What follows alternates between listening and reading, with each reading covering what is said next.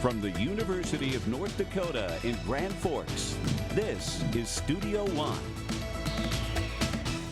Hi everyone and welcome to Studio One. I'm Averi Haugesag. And I'm Biernat. Today on the show, Ebola fears are rising, not only in the United States, but across the world. One Grand Forks man is among those working to find a cure. We'll find out about his progress. Also, business banner is better with a little caffeine. We'll meet a group of entrepreneurs that meets every week to talk over a cup of coffee. But first, a rocket operated by NASA exploded seconds after takeoff in Virginia on Tuesday. The cause is unknown at this point, but investigators believe it could have been a fuel leak in the bottom half of the rocket. NASA has confirmed that officials started the self-destruct sequence when they realized the rocket may veer off course. This rocket was unmanned and carrying food and other supplies to the International Space Station. The current astronauts won't have to worry about going hungry. They have enough supplies to last until the new year, and they are currently docked with a Russian spacecraft carrying more supplies. Having a window seat on an airplane may become a thing of the past. Researchers in the UK are developing a plane that has no windows. Instead, it would be replaced by HD monitors extending from floor to ceiling. These monitors would display images captured by cameras on the outside of the plane. If you're stuck in an aisle seat, you can also watch the action from a monitor on the headrest in front of you. The researchers believe that by eliminating windows, they will save money on fuel costs and give the passengers a more enjoyable ride. Researchers at the University of Pittsburgh estimate 300,000 sports-related traumatic brain injuries are reported in the U.S. each year. Most of them are concussions. The University of Texas has invented a pill to heal concussions. The developer says the medication will enhance a natural protective pathway to the brain. This pill could be headed to clinical trials within the next 5 years. Although the treatment could change the game forever, it's better to simply stop concussions before they happen. With any sport, I think we just preach proper technique, teaching how to tackle, teaching how to do the right, build the foundations of tackling and how to do it the right way. So that's kind of our part to keep our kids safe. USA Football recently launched a campaign to help prevent concussions. The program, called Heads Up Football, focuses on awareness, equipment fitting, hydration, and heads-up tackling. Federal law requires that gas contain at least 10% ethanol. Now the price for that fuel is dropping. Ethanol has long been pitched as helpful to the environment. It's a renewable alcohol fuel made from plant material. Fueleconomy.gov says ethanol prices have been falling because of the plummeting price of corn, which is used to produce ethanol. This is good news for drivers. The drop cost could translate into savings at the pump. Entrepreneurs can be important in forming new businesses in their communities. We found a group of people who's bringing those moguls together. I'm pretty stoked about what we have today. There's no exact path to starting a business on your own. Entrepreneurs need all the help that they can get. That's where Corey Mock and a conversation over a cup of joe comes in. 1 Million Cups is about showcasing those entrepreneurs, getting them in front of a community, sharing their vision, and hopefully having a productive and constructive conversation that creates a vision and brings it to reality. 1 Million Cups is a program formed out of Kansas City, Missouri. It brings entrepreneurs together to help encourage and inspire people who want to work for themselves. Leaders like Corey bring speakers in to talk about their experiences of working for themselves, hoping it can inspire others, all over a cup of coffee. Something that's really exciting and they have that shared passion. When they hear about it, they get excited about it and you get to get that reaction. That's pretty neat. While the leaders of 1 Million Cups in Grand Forks are entrepreneurs themselves, their motivation comes from more than just personal success. I love the entrepreneurial spirit. I love seeing something go from an idea to seeing the whole picture come together. Corey's hope is that he, along with 1 Million Cups, can help entrepreneurs along the way, one coffee cup at a time. If one cup of coffee brings you from A to B, imagine where your community will look like after 1 Million Cups. With photographer Marty Mueller, I'm Alex Stadnick, reporting for Studio One. The program has locations all over the United States and meets at 9 a.m. every Wednesday. And that's the news for now.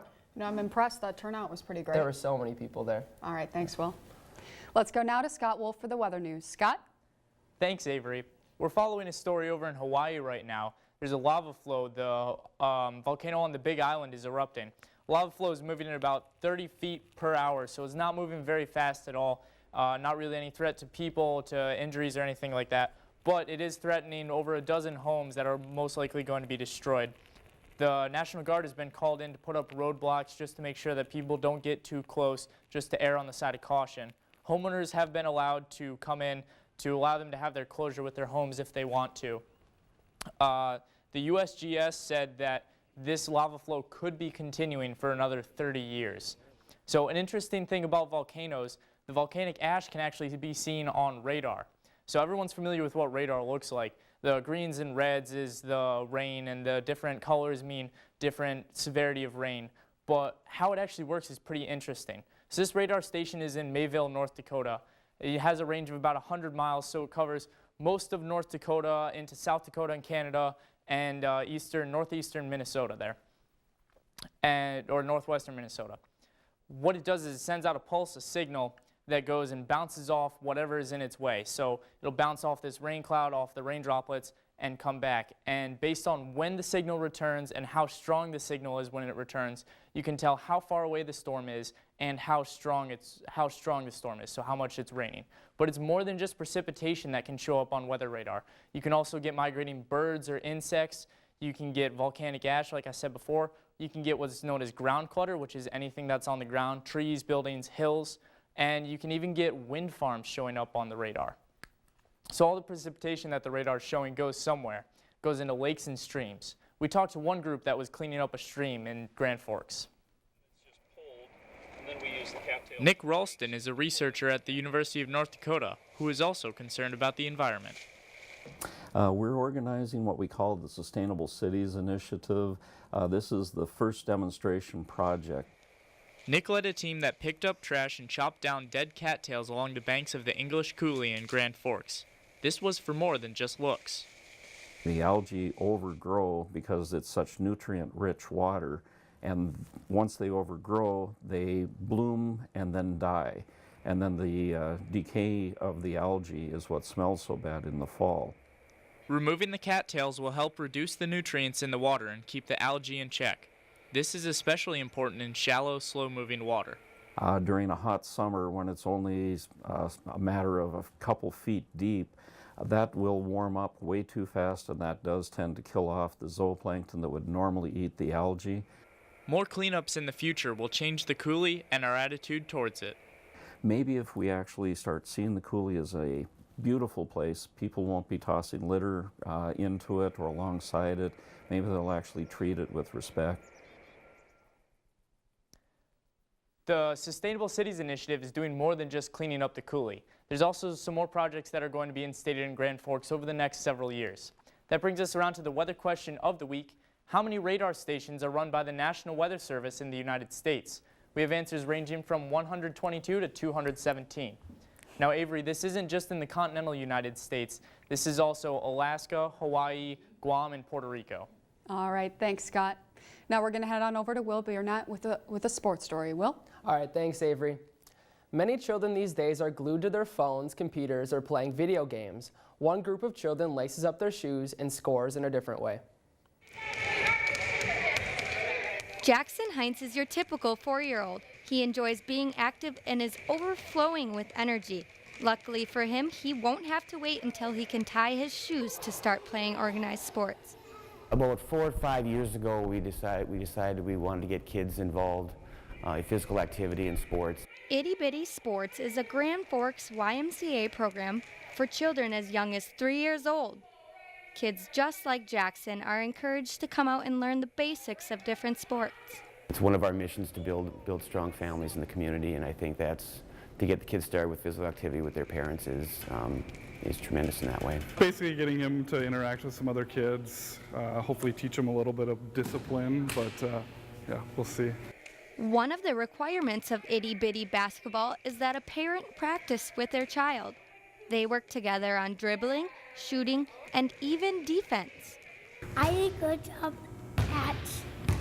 good job shooting. You like shooting? Yeah. Girls and boys everywhere are encouraged to become more active at younger ages. With this program, Jackson and his teammates are getting an itty-bitty step ahead of the game. Reporting for Studio One, I'm Tasha Olson. Jackson has already participated in soccer and basketball. He says he looks forward to starting hockey this winter. And that's the sports story for today's show. Avery? It's a great way for parents to spend time with their children and be active, especially during the winter months. Yeah, especially getting active young too. All right, thanks, Will. When the West Nile virus became an epidemic in the United States, one North Dakota company started working on a cure. Now that same company has been called upon by the United States government to try to find a cure for the Ebola virus. That's next.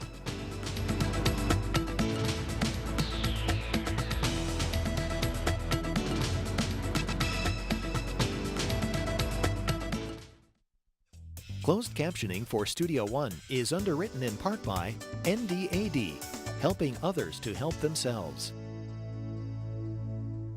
To have the future you want and a career you'll be proud of, you'll need a great education. The University of North Dakota can get you there with more than 225 degree programs, preparing you for today's fastest growing, high demand careers, like medicine and health professions, aerospace, business, engineering, and energy. Schedule your campus visit today at und.edu/go, because to succeed, you need to be exceptional. At the University of North Dakota College of Engineering and Mines, classes have real-life application. Mentors guide students. Our work improves quality of life by answering tough questions with creativity and innovation. The University of North Dakota College of Engineering and Mines, training tomorrow's engineering and geology experts today.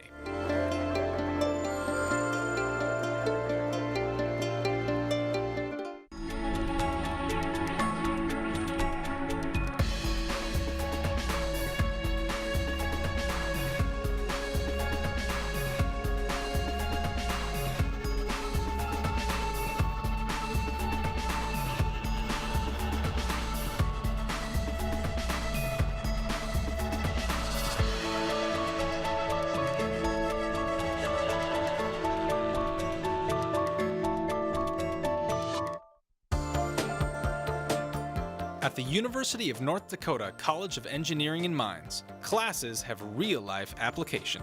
Mentors guide students. Our work improves quality of life by answering tough questions with creativity and innovation. The University of North Dakota College of Engineering and Mines, training tomorrow's engineering and geology experts today.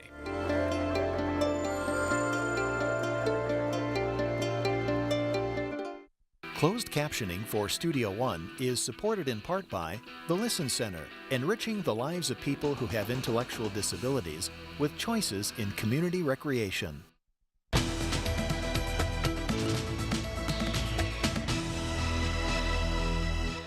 The World Health Organization says the Ebola virus first appeared in 1976. Though the disease has been an epidemic in Africa for decades, this current outbreak has a fatality rate anywhere from 25 to 90% and has spread to the U.S. Jeremy Verkota is part of a team working to find a solution. Thanks for being on the show with us today, Jeremy. Yeah, thanks, Avery. Now, to start out, give me kind of a nutshell of what your company does, kind of a version in a nutshell. Well, we were founded to kind of investigate the properties of IgY antibodies that are produced in geese. And we've worked on several different viral diseases, bacterial diseases, even cancer proteins, things like that. Okay, so why North Dakota? I know a lot of these things typically happen on the coast. Well, as you had mentioned, we were founded to work on a therapy for West Nile virus in geese, and we were thinking something was working along those lines, but we needed to prove it out, and the founders of our company came up to North Dakota and just started to talk to Dr. David Bradley and Dr. Barry Milovitz here at UND, and they designed a large-scale experiment, and it looked like it was proving out great, and they found some properties of the antibody that would work for a lot of other diseases and in other species. So that's kind of how we ended up here at UND and in North Dakota. That's great. So what are some of the viral and bacterial successes that avionics has had? Well, West Nile virus, we've done some great things with dengue fever. We've done a lot of hemorrhagic fevers. We've even worked on some different aspects of malaria.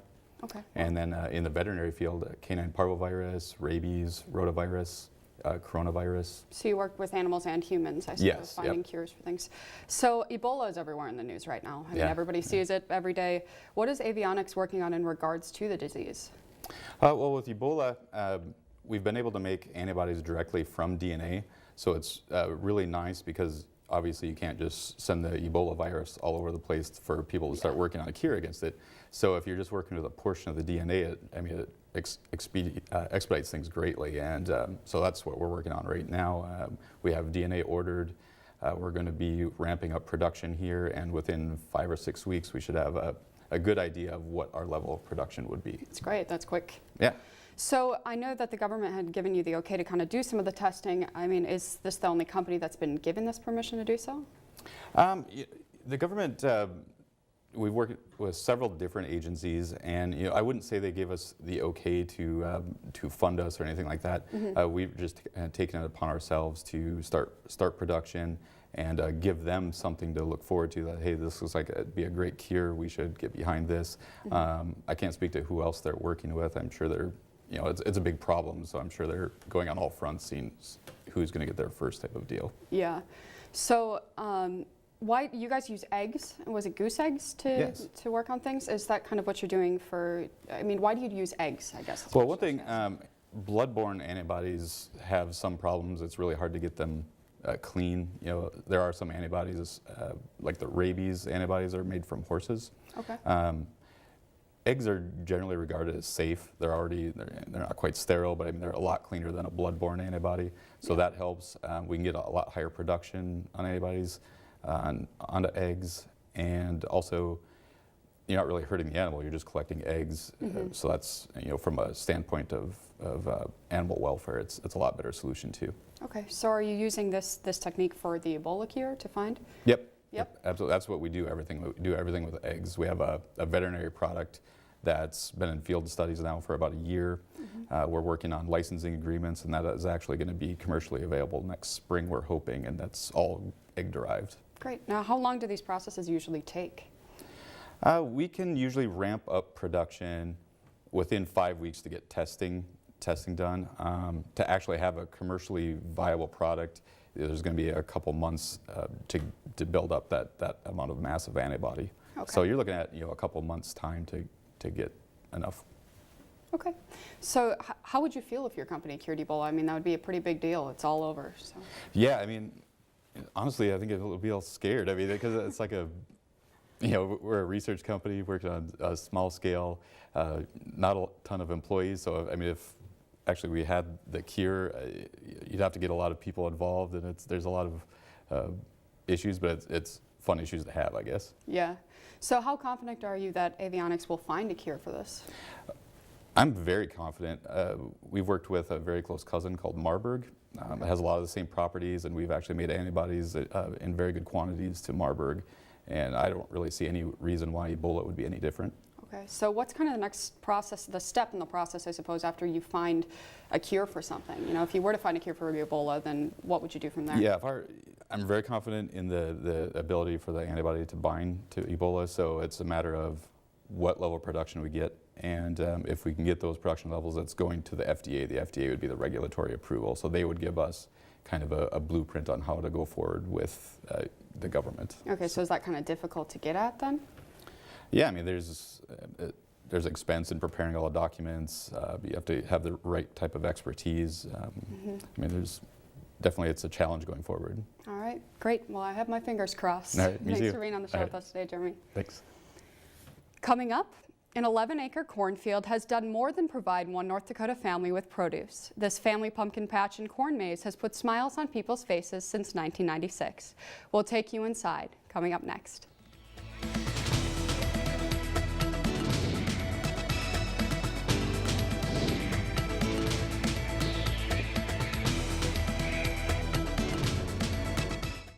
Studio One closed captioning is underwritten in part by Options, your disability information source.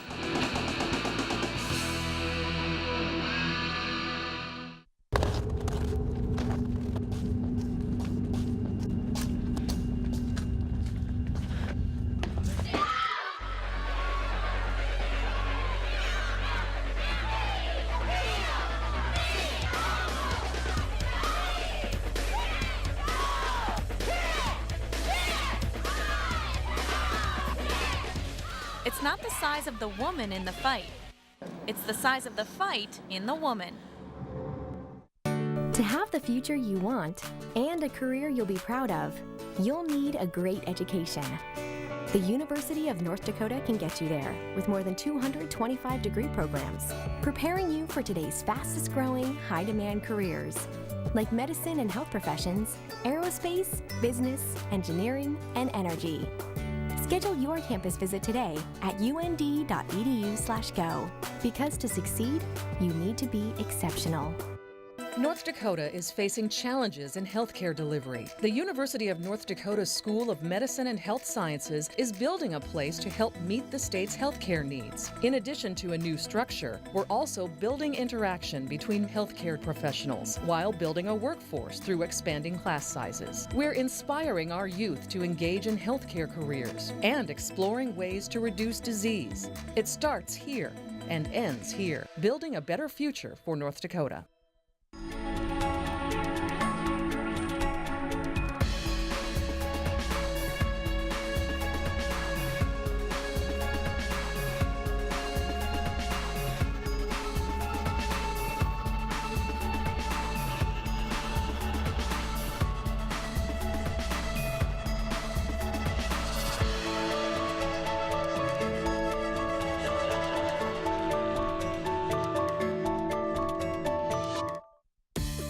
Others live to their full potential, improve clients' mental and physical well-being, excel in one of the top healthcare careers of the future.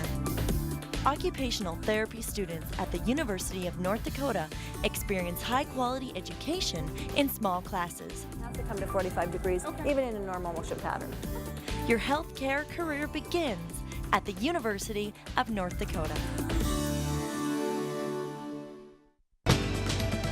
If you would like to attend a live show, go to our website at studio1.und.edu. When most people think of best friends, they don't usually think about nuts and bolts. But that's just the kind of buddy found in the new movie Big Hero 6. 14-year-old Hero's new friend is a robot named Baymax. The robot was left behind by Hero's older brother, Tadashi. Together, Hero and Baymax work to help a group of college students save the town from a mysterious masked villain. Certainly a comedy. It's also an action picture. It's also a really heartfelt, emotional drama, the best kind that Disney does. The directors say coming up with the setting for the movie was an interesting task. They blended the cities San Francisco and Tokyo to make San Fransokyo. Big Hero 6 hits theaters November 6th with a PG rating. Approximately 15 million people each year suffer from identity theft. President Obama signed an executive order to move to a chip and PIN credit card system. The more secure system has been standard in Europe and Canada for several years. We wanted your thoughts on what you do to protect your personal information. So I rip up mail, or I give the bankers my information to shred right away. The only thing is my passwords are really complicated. Uppercase, lowercase, numbers, symbols. Well, I have my cell phone. I have a password on my cell phone. I check my credit card online regularly. Well, on social media, I set all of my accounts to private, and then I use passwords that are different for every single account that I have. I don't put my phone number or social security number until I'm actually physically handing it to them. I don't really do much for my personal protection on passwords. I keep generally every password the same for every application I use. I try not to use any Wi-Fi's that I'm not familiar with if I'm going to make some kind of purchase online. I always try to change my password. However, sometimes that can be a problem, so what I do is I always have a notebook. A comment from our Facebook page from Mariah from Winona, Minnesota said, I never throw important mail, such as stuff with your personal bank information on it, into the garbage or recycling without shredding it up first. Karen from Faribault, Minnesota said, don't hand your debit card to a cashier when dining out. Don't let it out of your sight. Mine was compromised that way by someone getting my number. Use cash to pay after the meal. Without farms, our nation would likely go hungry. We found a family that is harvesting something a bit different. Whether it's corn, wheat, or even sugar beets, North Dakota farmers seem to do it all. The Nelson family farm has been in operation since 1880, and while they have always been growing, their crop has changed. You'll hear different people say, oh, you do the pumpkin patch. In 1996, Carrie started Nelson's Pumpkin Patch. So I asked my husband if he could give me my little pumpkin shack over there, and he really hesitated. Armed with a handful of seeds, she began planting. And like any farmer, she waited.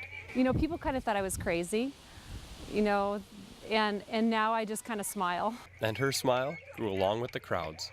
Now in their 18th year, the Nelson's Pumpkin Patch sees thousands of guests each fall. The main attraction? An 11-acre corn maze. Carrie's husband Todd cuts the maze in midsummer. It's a lengthy process, but the Nelsons agree it's worth every second. I guess seeing I have school kids during the week, and all the smaller kids, see how much they enjoy it. I guess that's the biggest highlight of it.